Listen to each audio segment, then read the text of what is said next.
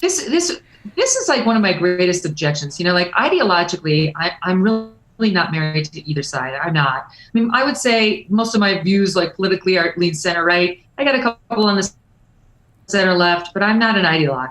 I'm definitely not far right on anything, or certainly not left right on anything. But I have such a strong objection to the way conservatives are treated in the news. I was raised at Fox News, so I get it. But it's the bias is so strong, and the elitist dismissal of the truly heartfelt beliefs and values of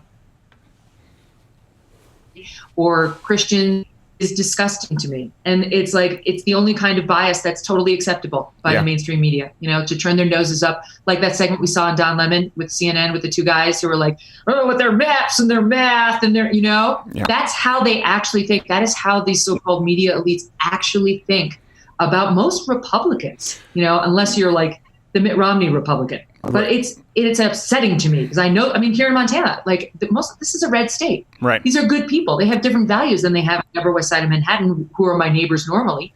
It doesn't make them worse. And they deserve to have programming that speaks to their values, that doesn't dismiss them or mock them. So while I don't work at Fox News anymore, I believe in the Fox News mission. And I believe in conservative personalities and platforms, or even the ones that aren't necessarily conservative, but just like not far left. Having platforms and voices. Yeah. To be fair, in the spirit of being fair-minded here, Don Lemon, he was pissed. He was expecting a threesome, and so he got mad. And it was just a little bit of a different approach.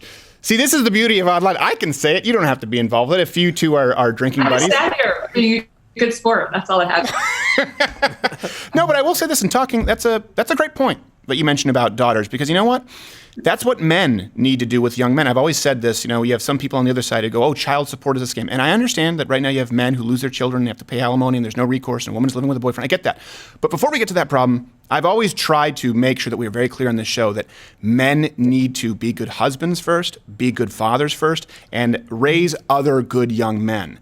And I don't think, unfortunately, often when you mention that with daughters, it sort of brings back the days of your finishing school and teaching. No. There still is a moral compass that needs to be instilled. And I don't think I've ever heard anyone describe what you just did. Why not? Because it's okay to say, hey, you need to be in the house as a dad.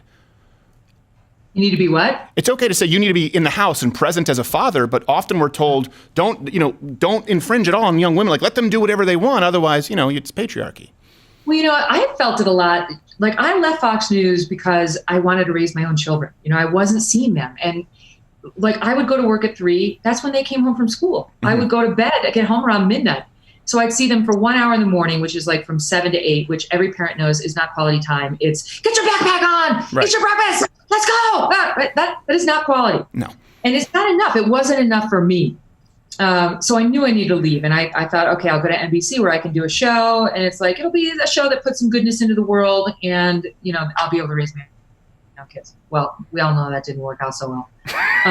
But my point is, I got shit from people like feminists, like strong feminists who would say, like, you were in this tough job that was good for women, young women would watch you, and like, what message is it sending that you're kind of going home to be with your kids? And I'm like, you don't get it. If you don't get it, I can't explain it to you. Yeah. I have a nanny, don't get me wrong, but I don't want my nanny raising my kids. I want to raise my kids. Yeah. I want to be there for it. And if you don't want to be there for yours, for a full time, that's your judgment. That's fine. I don't judge you. Right. But you would not believe the people who look down on my decision to leave my primetime job to spend more time with my children.